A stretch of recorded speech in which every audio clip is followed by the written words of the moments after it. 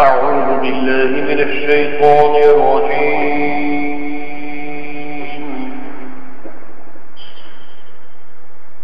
بسم الله الرحمن الرحيم.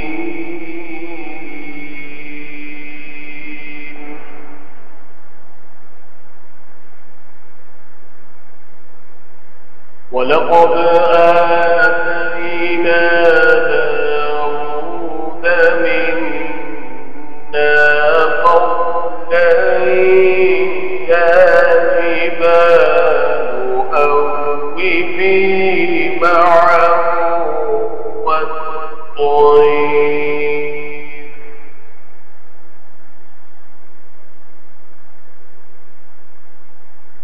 وألنا له الحديد أن اعمل سابغات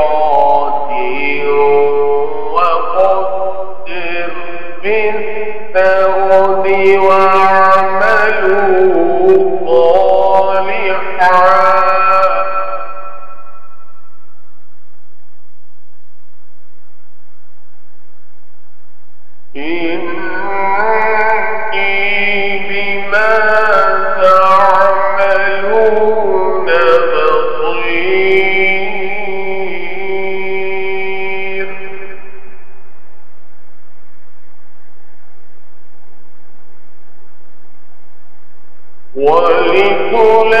ولسليمان الريح غدوها شهر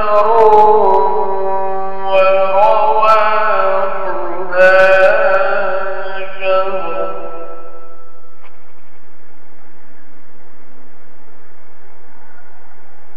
وأسلنا له عين القطر ومن الجن من يعمل بين يديه بإذن ربه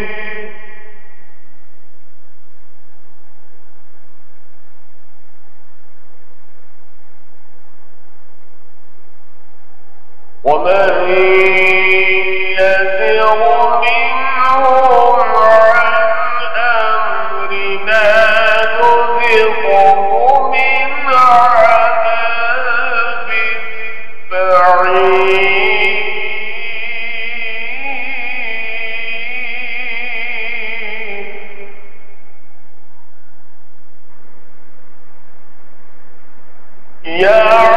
يعملون له ما يشاء من محاريب وتماثيل وجفان كالجواب وقدور الراسيات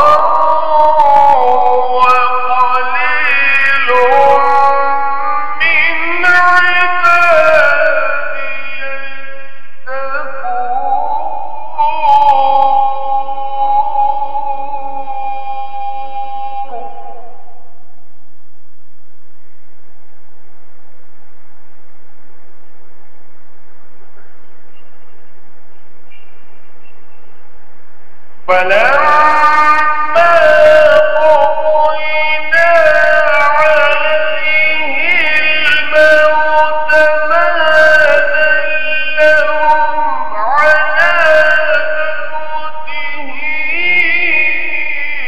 إلا دابة الأرض تأكل من سأته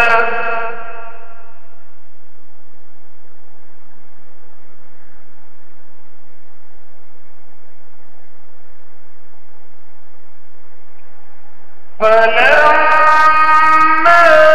قر تبينت الجن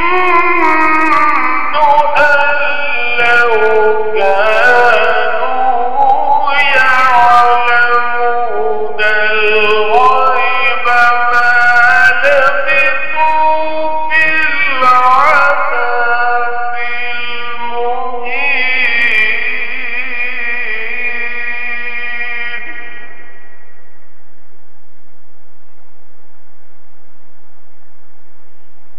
فلما خر تبينت الجن أن لو كانوا يعلمون الغيب ما لبثوا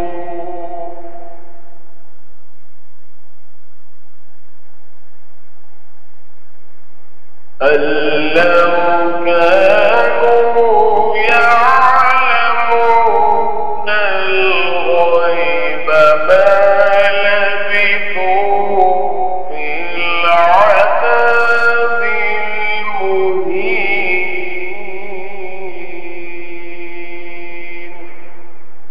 صدق الله العظيم.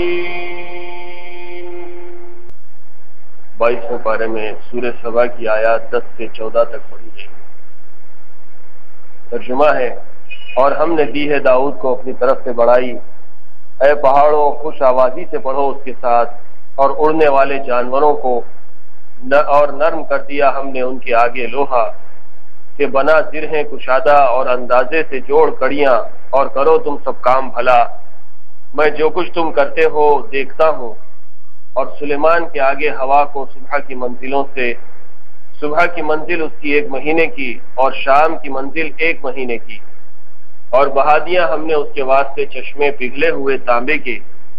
اور جنوں میں کتنے لوگ تھے جو محنت کرتے تھے اس کے سامنے اس کے رب کے حکم سے، اور جو کوئی پھرے ان میں سے ہمارے حکم سے چکھائے ہم اس کو آگ کا عذاب. بناتے اس کے واسطے جو کچھ چاہتا قلعے اور تصویریں اور لگن جیسے تالاب اور دیگیں چولہوں پر جمی ہوئی. کام کروائے داؤد کے گھر والوں احسان مان کر، اور تھوڑے ہیں ہمارے بندے احسان ماننے والے. پھر جب مقرر کیا ہم نے اس پر موت کو، نہ جتلایا ان کو اس کو مرنا، مگر کیڑے نے ایک گھن کے کھاتا رہا اس کا عصا. پھر جب وہ گر پڑا معلوم کیا جنہوں نے کہ اگر خبر رکھتے ہوتے غیب کی تو نہ رہتے ذلت کی تکلیف میں. سورہ سبا گزشتہ اتوار پر شروع کی گئی اور گزشتہ ابتدائی 9 آیتوں کی تفسیر ہمارے سامنے آ چکی ہے. اور جیسے کہ ہم جانتے ہیں کہ یہ سورہ سبا بھی مکی ہے. اس کے اندر گزشتہ آیتوں میں آخرت اور آخرت میں دوبارہ اٹھنے سے متعلق دلائل پیش کیے گئے، اور اسی کا یہ سلسلہ ہے جس میں اللہ تعالیٰ نے اپنے ان احسانات کو جتلایا ہے جو اس نے داؤد علیہ السلام اور سلیمان علیہ السلام پر کیے تھے. اس میں آپ نے ترجمے میں سماعت کیا کہ اللہ تعالیٰ نے داؤد علیہ السلام پر کیے گئے اس احسان کو جتلایا کہ ہم نے داؤد پر بڑا فضل کیا. وَلَقَدْ آتَيْنَا دَاوُودَ مِنَّا فَضْلًا، کہ بے شک ہم نے داؤد علیہ السلام پر اپنا بڑا فضل کیا. کیا کیا فضل کیا اللہ تعالیٰ نے داؤد علیہ السلام پر؟ یا جبال اوبی معہ والطیر، ہم نے جبال کو یعنی پہاڑوں کو اور پرندوں کو حکم دیا تھا کہ وہ داؤد علیہ السلام کے ساتھ ان کی آواز کو لوٹائیں. کون سی آواز کو لوٹائیں؟ جبکہ داؤد علیہ السلام تورات کی زبور کی تلاوت کیا کرتے تھے اور اللہ کی تسبیح اور اس کی تکبیر و حمد بیان کیا کرتے تھے. تو حالت یہ ہوتی تھی کہ جب داؤد علیہ السلام اللہ کی تسبیح کرتے اور زبور کی تلاوت کرتے تو پہاڑ اور پرندے بھی داؤد علیہ السلام کے ساتھ آواز میں آواز ملا، اور جو داؤد علیہ السلام کہتے تھے پرندے اور پہاڑ بھی اس کو دہراتے تھے، ایک سما باندھ دیتے تھے. یا جبال اوبی معہ والطیر، وَأَلَنَّا لَهُ الْحَدِيدَ، اور تیسرا فضل جو اللہ تعالیٰ نے داؤد علیہ السلام پر کیا وہ یہ تھا کہ داؤد علیہ السلام کے ہاتھ میں لوہے کو نرم کر دیا۔ داؤد علیہ السلام لوہے کو ہاتھ میں لیتے ایسے نرم ہو جاتا تھا جیسے گرم کی ہوئی موم ہوتی ہے یا پگھلی ہوئی موم ہوتی ہے، اور جب پگھلی ہوئی موم جیسی کوئی چیز ہوتی ہے تو اس سے جو چاہے بنا لو۔ جب داؤد علیہ السلام اس سے اپنی مرضی کی چیزیں بناتے تو اس کے بعد وہ کھٹ ہو جاتی تھی۔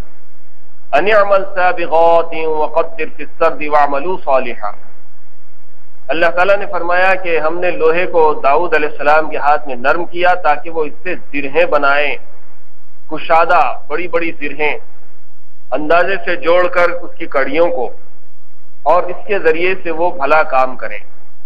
زرہ اس لباس کو کہتے ہیں جو جنگ کے دوران پہنا جاتا ہے، جس کے اوپر تلوار اور تیر کا وار اثر انداز نہیں ہوتا، گویا کہ لوہے کے جیکٹ ہوتے تھے یا لوہے کا لباس ہوتا تھا، جس کو ہم آج کے زمانے میں وار پروف ڈریس کہہ سکتے ہیں، کہ جنگ کے اندر جو لباس پہنا جائے جس میں جسم محفوظ رہے، اگر دشمن اپنا ہتھیار کسی کے جسم پر استعمال کر بھی لے تو اس کے جسم پر کوئی ضرب نہ لگے، کوئی مار نہ لگے، کوئی زخم نہ آئے۔ انی بما تعملون بصیر، تم جو کچھ کرتے ہو اللہ تعالیٰ کہتے ہیں کہ ہم اسے دیکھ رہے ہیں۔ وَلِسُلَيْمَانَ الرِّيحَ، یہ تو وہ خاص فضل خداوندی ہے جو داؤد علیہ السلام پر اللہ تعالیٰ نے کیا تھا۔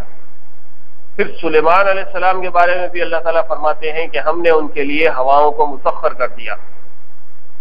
اس زمانے میں جبکہ نہ ہوائی جہاز تھے، نہ راکٹ تھے، نہ ہیلی کاپٹر تھے، لیکن سلیمان علیہ السلام اپنے تخت شاہی پر بیٹھتے اور اس کو حکم دیتے تو ہوا میں ایسے اڑتا جیسے پلین اڑتا ہے، اور سلیمان علیہ السلام کے دربار سے ڈائریکٹ اڑتا تھا۔ نہ ایئرپورٹ کی ضرورت تھی، نہ رن وے کی ضرورت تھی، نہ کوئی ایئر کنٹرول ٹاورز کی ضرورت تھی، نہ کوئی اسٹاف تھا جو اس کام کے لیے متعین تھا، نہ اس کے لیے کوئی فیول اور پیٹرول کی ضرورت پیش آتی تھی، نہ سائنس اور ٹیکنالوجی کی ضرورت تھی۔ بس اللہ کا حکم تھا، اور اس کے نتیجے میں سلیمان علیہ السلام اپنی خواہش کے مطابق اپنے تخت پر بیٹھے ہوئے ہواؤں میں اڑتے تھے۔ تو کیا رفتار تھی ہواؤں میں اڑنے کی؟ غدوہا شہر و رواحہا شہر، رات میں جاتے تو 1 مہینے کی مسافت پوری کر لیتے، صبح جاتے تو 1 مہینے کی مسافت پوری کر لیتے۔ اس زمانے کا جو سفر کرنے کا انداز تھا، جانوروں پر، پیدل، اونٹوں پر جو بھی سواریاں ہوتی تھیں، وہ ایسی تیز رفتار سواریاں تو نہیں تھی، لیکن ان سواریوں پر ایک عام آدمی جو سفر 1 مہینے میں مکمل کرتا تھا، تو سلیمان علیہ السلام ایک رات میں 1 مہینے کا سفر طے کر لیتے تھے اور ایک دن میں 1 مہینے کا سفر طے کر لیتے تھے۔ غدوہا شہر و رواحہا شہر وَأَسَّلْنَا لَهُ عَيْنَ الْقِطْرِ، اور ایک فضل جو اللہ تعالیٰ نے سلیمان علیہ السلام پر کیا وہ یہ تھا کہ سلیمان علیہ السلام کے لیے تانبے کو پگھلا دیا گیا تھا، پگھلے ہوئے تانبے کا چشمہ جاری کر دیا تھا اللہ تعالیٰ نے۔ تانبا پگھل کر ایسے بہتا تھا جیسے کوئی ندی بہتی ہے یا چشمہ بہتا ہے جس کے اندر پانی ہوتا ہے، پانی جیسا لکویڈ بنا دیا گیا تھا تانبے کو۔ وَمِنَ الْجِنِّ مَن يَعْمَلُ بَيْنَ يَدَيْهِ بِإِذْنِهِ، اور جنات کو سلیمان علیہ السلام کے کنٹرول میں دے دیا تھا۔ سلیمان علیہ السلام جنات سے ایسے کام لیتے تھے جیسے کوئی اپنے غلاموں سے کام لیتا ہے، اور بلا چون و چرا سلیمان علیہ السلام کے انڈر میں جنات کام کیا کرتے تھے۔ وَمَن يَزِغْ مِنْهُمْ عَنْ أَمْرِنَا نُذِقْهُ مِنْ عَذَابِ السَّعِيرِ، اور ان جناتوں میں سے جو کوئی سلیمان علیہ السلام کے حکم سے سرتابی کرتا تو پھر اس کو ہم بہت دردناک عذاب میں، بڑے سخت عذاب میں گرفتار کر لیتے۔ یعنی جنات کو بھی اس بات کا ڈر تھا کہ اگر سلیمان کی بات نہیں مانیں گے تو پھر ہم کو اللہ کا عذاب اپنی پکڑ میں لے لے گا۔ یعملون له ما یشاء من محاریب وتماثیل وجفان کالجواب وقدور الراسیات، کیا کرتے تھے جنات سلیمان علیہ السلام کے شاہی دربار میں؟ جو کام کرتے تھے وہ یہ تھے، یعملون له ما یشاء، جو سلیمان علیہ السلام کی مرضی ہوتی وہ کام کرتے، جس میں قابل ذکر کیا ہے؟ من محاریب، قلعے تیار کرتے تھے بڑے بڑے، وتماثیل، بڑی بڑی تصویریں بناتے تھے، وجفان کالجواب، بڑے بڑے لگن تیار کرتے تھے سلیمان علیہ السلام کے لیے۔ وہ لگن کتنے بڑے ہوتے تھے؟ ایک ایک تالاب کے اتنے بڑے بڑے لگن ہوتے تھے۔ وقدور الراسیات، اور چولہوں پر لگی ہوئی بڑی بڑی دیگیں تیار کرتے تھے۔ یہ سب کیوں تھا؟ اس لیے کہ سلیمان علیہ السلام کا دربار عام بادشاہوں کے دربار سے بھی بہت زیادہ زبردست تھا۔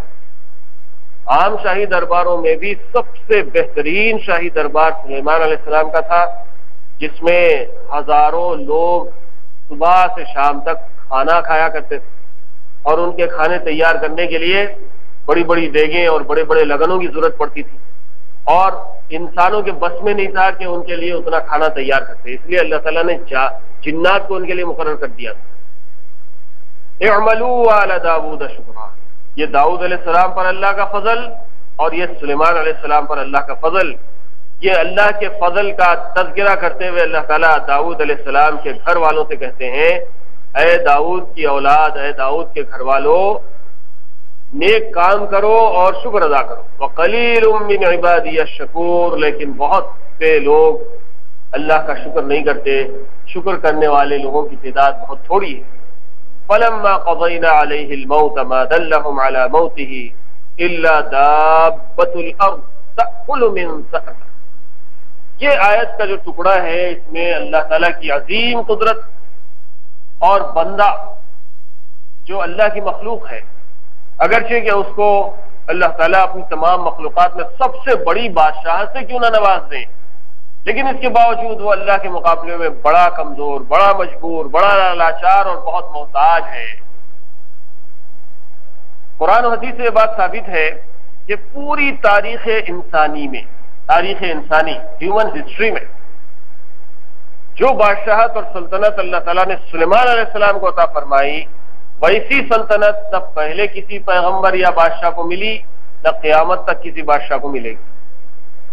دنیا چاہے کتنی ترقی کیوں نہ کرے، ہر قسم کی ترقی میں سب سے زیادہ ایڈوانسڈ سلطنت دی گئی تھی سلیمان علیہ السلام۔ اسی لیے کہ سلیمان علیہ السلام نے اللہ تعالیٰ سے دعا کی تھی کہ اللہ مجھے ایسی سلطنت سے آپ سرفراز فرمائیے کہ اس کے بعد پھر ویسی سلطنت کسی کو نہ ملے، کسی کو نہ ملے۔ یہاں تک کہ ایک حدیث میں حضور صلی اللہ علیہ وسلم نے فرمایا کہ اگر میرے بھائی سلیمان نے یہ دعا نہ کی ہوتی کہ میرے جیسی سلطنت کسی اور کو نہ دی جائے، تو پھر اللہ تعالیٰ اس سے اچھی سلطنت مجھے عطا فرماتی، لیکن سلیمان کے حق میں دعا قبول ہو چکی۔ تو ایسی زبردست سلطنت رکھنے والے بادشاہ جب ان کی موت آئی تو اللہ تعالیٰ ان کی مجبوری کا اظہار کر رہے ہیں۔ فلما قضینا علیہ الموت، جب ان کے اوپر موت واقع ہو گئی، ما دلهم علی موتہ، کوئی چیز اس کی دلیل ثابت نہیں تھی۔ کس کی مجال تھی کہ کہہ سکے کہ سلیمان کا انتقال ہو گیا؟ جو روک تھا، جو دبدبا تھا، جو دھاگ تھی سلیمان علیہ السلام کی، اس کا نتیجہ یہ تھا کہ کسی جنات کو ہمت نہیں تھی کہ سلیمان علیہ السلام کی موت کا تذکرہ یا تصور بھی کر سکے، یا نہ درباریوں کو تھی، نہ وزراء کو تھی، نہ غلاموں کو تھی، کسی کو ہمت نہیں تھی کہ سلیمان کی موت کے بارے میں تصور کر سکے۔ یہاں تک کہ سلیمان علیہ السلام اپنی عصا سے ٹیکا لگائے کھڑے رہے اور ویسے ہی ان کی روح پرواز ہو گئی، اور سب لوگ یہ سمجھ رہے ہیں کہ سلیمان علیہ السلام کھڑے ہوئے ہیں، نگرانی کر رہے ہیں ہمارے کام کی، جنات اپنے کام میں مصروف ہیں، اور یہ سمجھ رہے ہیں کہ سلیمان علیہ السلام دیکھ رہے ہیں، صاحب دیکھ رہے ہیں، بھائی چلو کام پہ لگو، سب دنادن کام کر رہے ہیں۔ ایک دن، دو دن آپ اندازہ لگائیے کہ کسی لکڑی کو کیڑا لگ کے، لکڑی کھا کر، لکڑی گرنا، اس کے لیے کتنا ٹائم لگتا ہے۔ اللہ کی قدرت سے ہو سکتا ہے کہ ایک آدھ دن کے اندر بھی کام ہو گیا ہوگا، لیکن عام حالات میں کسی چیز کو کیڑ اس وقت لگتا ہے جبکہ ایک لمبا عرصہ اس کے اوپر گزر جاتا ہے، کوئی اس کو استعمال ہی نہیں کرتا، تو جب کہیں جا کر کیڑ لگتا ہے۔ اور ایک چھوٹا سا کیڑا لکڑی کو جب کھانے لگتا ہے تو اس کے لیے بھی کچھ دن تو کم از کم درکار ہوتے ہیں کہ لکڑی کھوکھل ہو جائے، اندر سے ناکارہ ہو جائے، اور اس کے اندر وزن سنبھالنے کی طاقت نہ رہے اور وہ ٹوٹ کر گر جائے۔ یہ سب کچھ ہو گیا اور سلیمان کی موت کا کسی کو پتہ نہیں چلا، یہاں تک کہ گھن کا کیڑا لگا، لکڑی کو کھایا، لکڑی ٹوٹی، سلیمان علیہ السلام گرے، تو تب جا کر پتا چلا کہ سلیمان علیہ السلام کا انتقال ہو گیا ہے۔ فلما خر تبینت الجن ان لو كانوا يعلمون الغیب، جب جنات آ کر دیکھے سلیمان علیہ السلام کا انتقال ہو گیا، لکڑی کا معنی کیا، پتا چلا کہ کیڑ بھی لگ گیا لکڑی کو، اور پتہ نہیں کتنا عرصہ ہو گیا سلیمان علیہ السلام کا انتقال ہو کر، افسوس کرنے لگے جنات کے کاش ہم کو غیب کا علم ہوتا تو اتنے دن سے جو اتنی مصیبت اٹھا کے محنت کر رہے ہم کم از کم تھوڑی دیر آرام تو کر لیں۔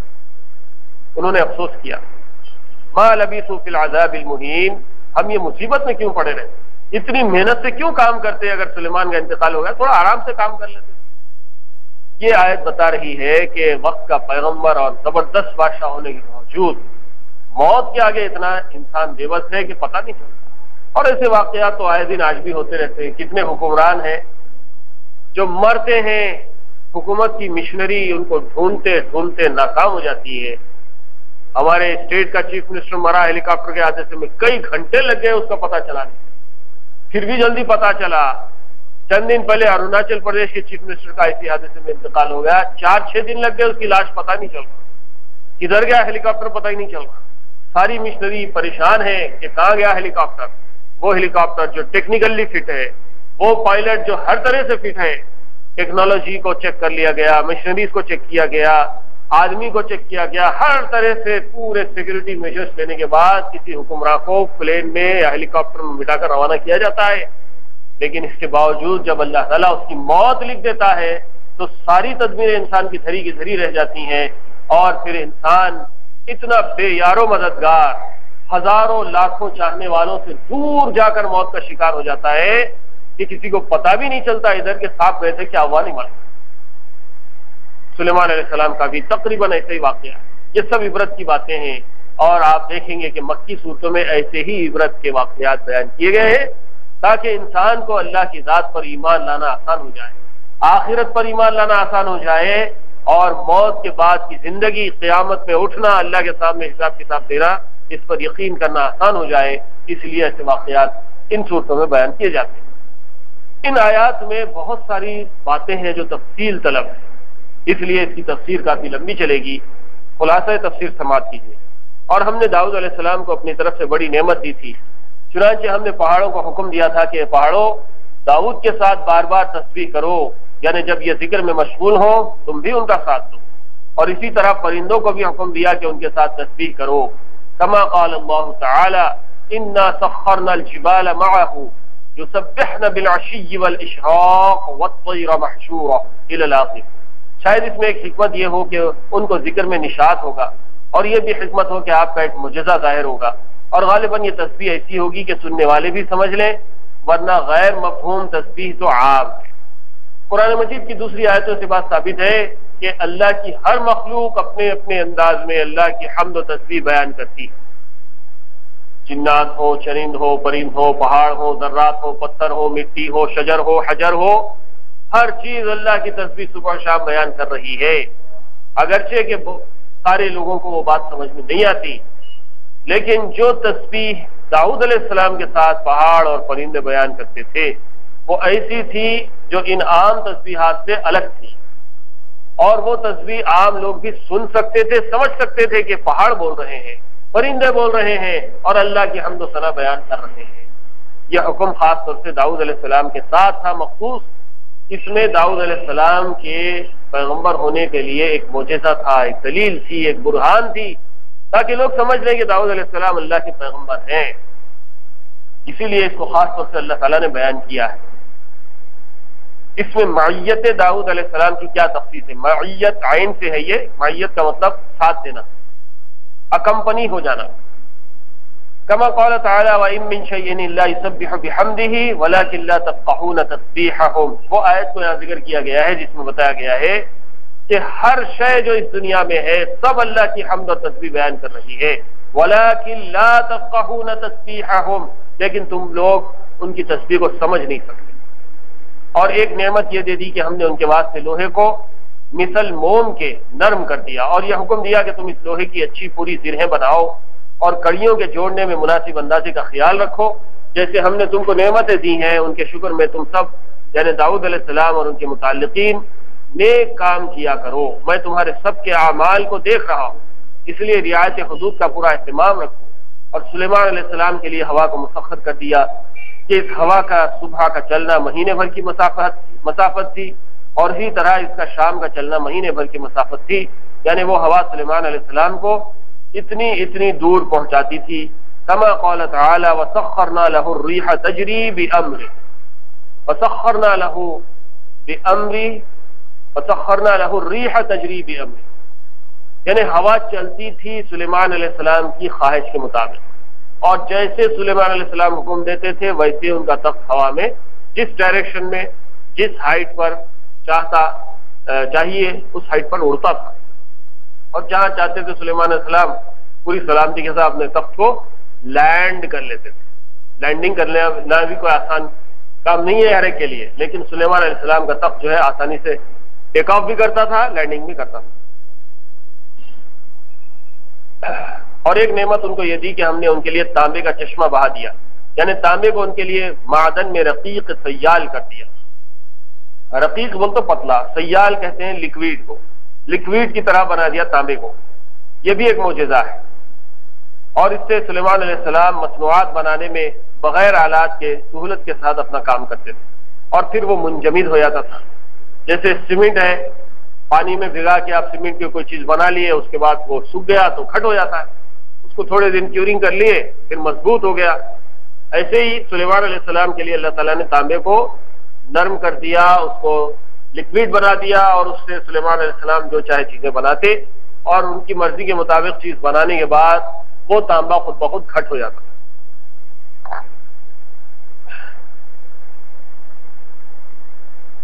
اور ایک نعمت جو سلیمان علیہ السلام کو دی یہ تھی کہ ہم نے جنات کو ان کے تابع کر دیا تھا. چنانچہ جنات میں بعض وہ تھے جو ان کے آگے طرح طرح کے کام کرتے تھے اور ان کے رب کے حکم تھے، یعنی چونکہ پروردگار نے مسخر کر دیا تھا اور حکم تسخیری کے ساتھ ان کو حکم تشریعی بھی مع وعید کے یہ دیا تھا کہ ان میں جو شخص ہمارے اس حکم سے کہ سلیمان علیہ السلام کی اطاعت کرو سرتابی کرے گا، یعنی تسلیم و انقیاد سے کام نہ کرے گا، تو بوجہ تسخیر کے سلیمان علیہ السلام ان سے جبرن کام لینے پر قادر ہوں گے، جیسے بیگاریوں سے کام لیا جاتا ہے.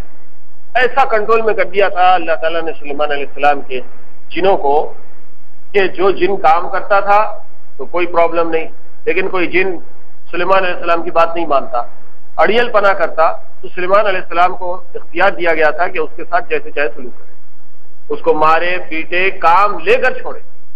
ایسا کنٹرول میں کر دیا تھا سلیمان علیہ السلام کے جنات کو. اور اس کے علاوہ ہم اس کو دوزخ کا عذاب بھی چکائیں گے.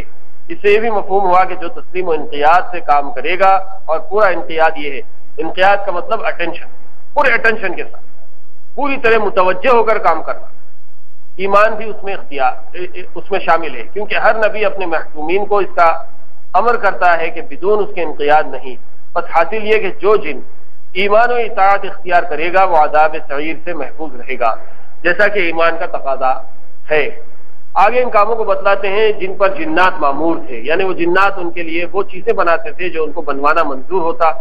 بڑی بڑی عمارتیں، بڑی بڑی مورتیاں اور لگن، ایسے بڑے جیسے حوض اور بڑی بڑی دیگیں جو ایک ہی جگہ جمی رہے، ہلائے نہ ہل سکے. اور ہم نے ان کو حکم دیا کہ جیسے ہم نے تم کو نعمتیں بھی دی ہیں، اے داؤد کے خاندان والو، یعنی سلیمان علیہ السلام اور ان کے متعلقین، تم سب ان نعمتوں کے شکریہ میں نیک کام کیا کرو، اور میرے بندوں میں شکر گزاری کم ہی ہوتی ہے.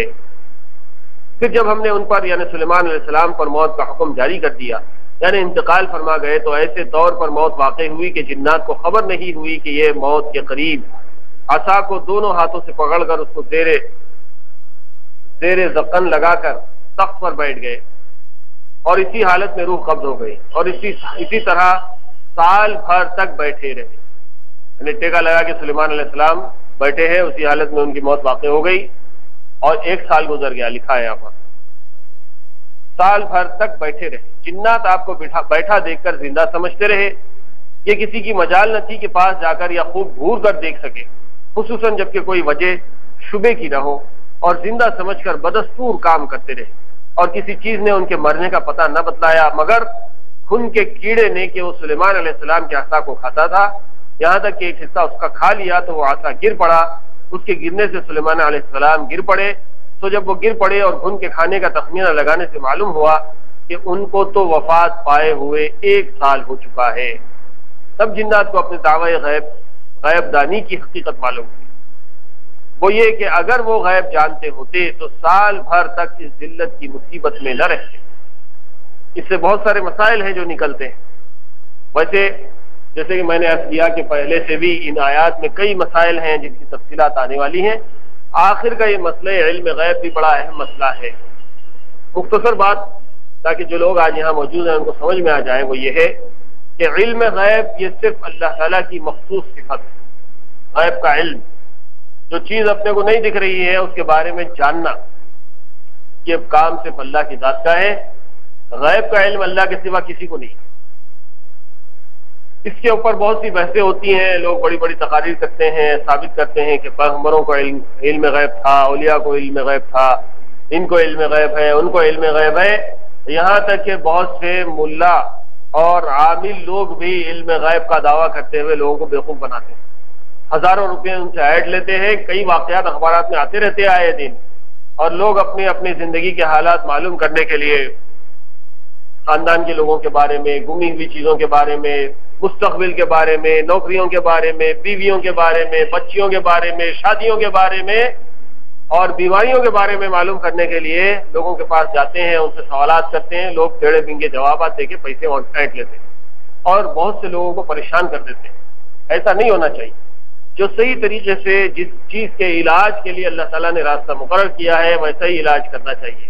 بیمار ہے ڈاکٹر کے پاس جا کے علاج کرنا چاہیے، حکیم کے پاس جا کے علاج کرنا چاہیے، یا خود ہم اللہ تعالیٰ سے دعا کرنا چاہیے کہ جن حالات سے ہم گزر رہے ہیں اے اللہ آپ اچھی طرح سے واقف ہیں. اللہ تو عالم الغیب ہے اور وہ ہمارے حالات کو ہم سے زیادہ بہتر جانتا ہے اور دوسرے ساری مخلوقات سے زیادہ بہتر جانتا ہے. وہ ہمارے ماضی کو بھی جانتا ہے، حال کو بھی جانتا ہے، مستقبل کو بھی جانتا ہے.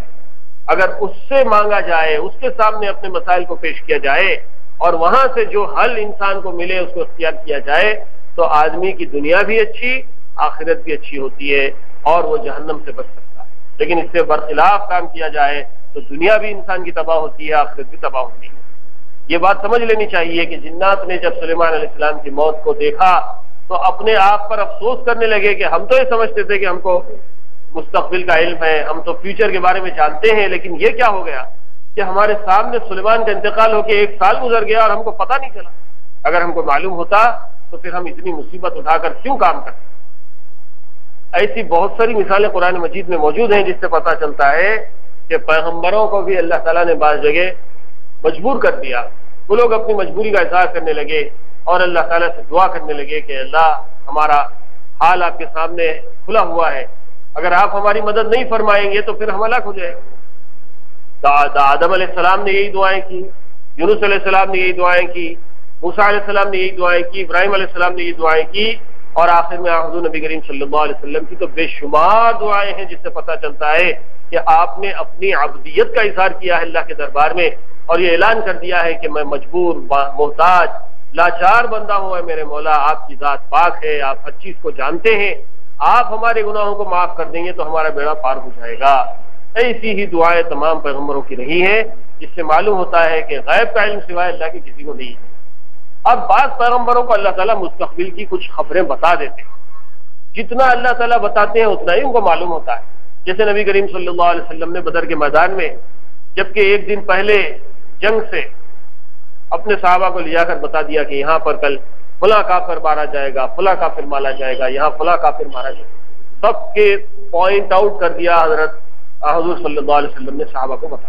اب ابھی جنگ نہیں ہوئی اور کسی کو یقین بھی نہیں آ رہا، اس لیے کہ کافروں کی فوج بڑی طاقتور ہے، ان کے پاس ہتھیار ہے، سواریاں ہے، طاقت ہے، جوش ہے، جذبہ ہے، کھانے کی رسد ہے، ساری چیزیں ہیں. مسلمانوں کے پاس کچھ نہیں ہے، نہ سواری ہے، نہ ہتھیار ہے، نہ کھانے پینے کا سامان ہے، بس ایک ایمان کا جوش اور جذبہ ہے جس سے لوگ لڑنے کے لیے نکلے ہیں. کسی کو اندازہ نہیں تھا کہ مسلمان جیت جائیں گے، لیکن پہلے معرکے میں اللہ تعالیٰ نے اپنی قدرت کا مشاہدہ کروایا اور حضور صلی اللہ علیہ وسلم کو 1 دن پہلے اس کی اطلاع دے دی کہ کل کون کہاں مارا جائے گا. دوسرے دن جب جنگ ختم ہوئی تو جا کر دیکھا گیا عتبہ کی لاش وہی ہے، ابو جہل کی لاش وہی ہے جہاں حضور صلی اللہ علیہ وسلم نے کل بتایا. سارے 70 سرداران قریش جہاں جہاں مارے گئے حضور صلی اللہ علیہ وسلم نے 1 دن پہلے وہاں پر ان کو بتایا. تو ایسے بھی بہت سے واقعات جس سے لوگوں کو یہ شبہ ہوتا ہے کہ پیغمبروں کو غیب کا علم نہیں. علماء نے واضح کر دیا ہے کہ جو مستقبل کے بارے میں پیغمبر اور اللہ کے نیک بندے بعض مطلب بتا دیتے تو وہ غیب کا علم نہیں ہے، غیب کی خبریں ہیں، نیوز ہیں. جیسے کہ نیوز بولنے والے بھی، ایڈیٹرز بھی، جرنلسٹ بھی حالات کا اندازہ لگا کے کسی کے بارے میں بتاتے ہیں کہ حالات سے پتہ چل رہا ہے کہ کل یہ چیز ہونے والی ہے۔ کلکتہ کے الیکشن ہوئے بنگال کے، 2 دن پہلے ایگزٹ پول کے ذریعے سے بتا دیا گیا کہ ممتا بنرجی جیت جائے گی۔ حالات کا اندازہ لگا لیا انہوں نے اور اس کے بعد اس کو ڈکلیئر کیا اور واقعی میں وہ بات ثابت ہوئی۔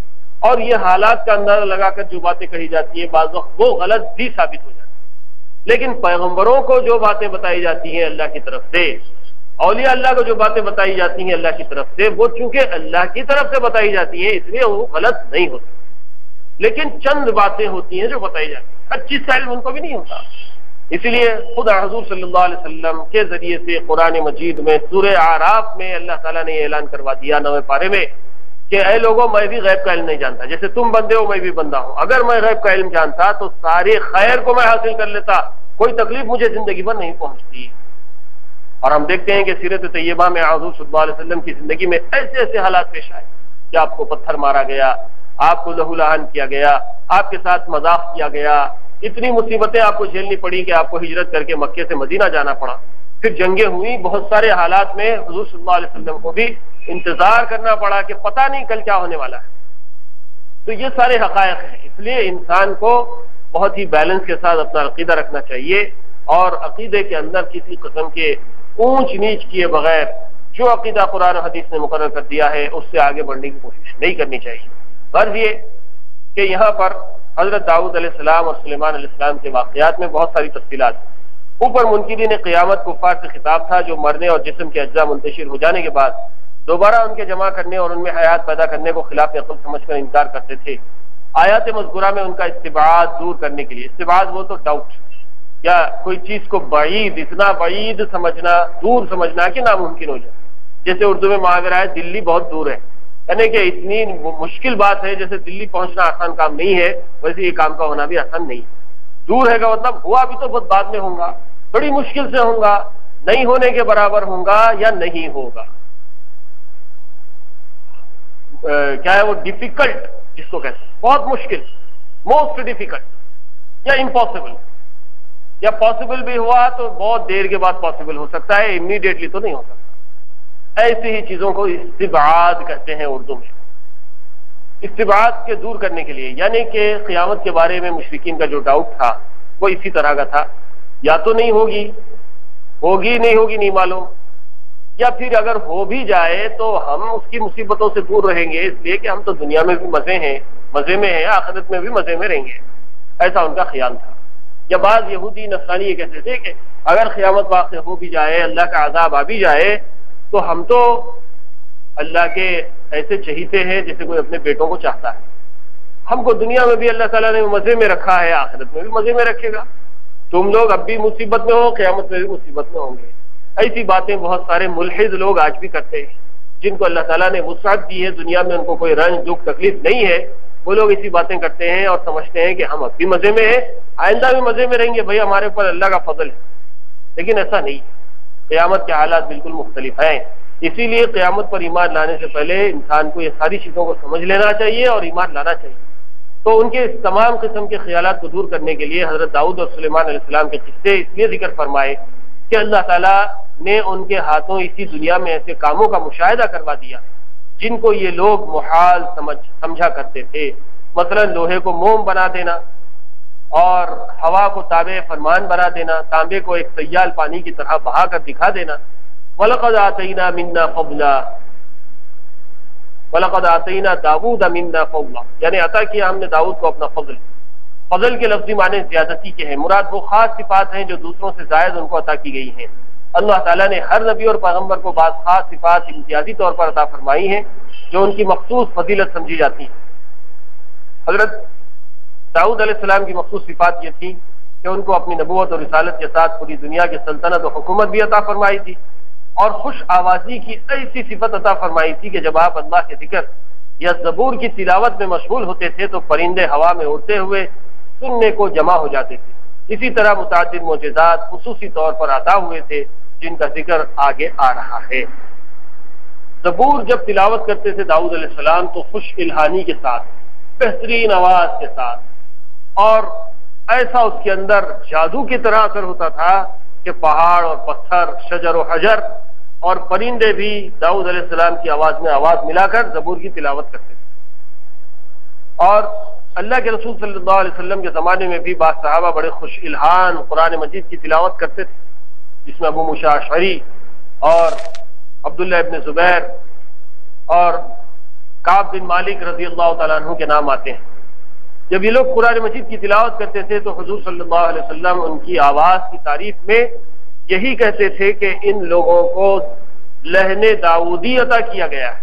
داؤد علیہ السلام کو یاد کرتے تھے حضور صلی اللہ علیہ وسلم کہ جس طرح بہترین آواز کے ساتھ داؤد علیہ السلام زبور تلاوت کرتے تھے، یہ لوگ بھی بہترین آواز کے ساتھ قرآن مجید کی تلاوت کرتے ہیں۔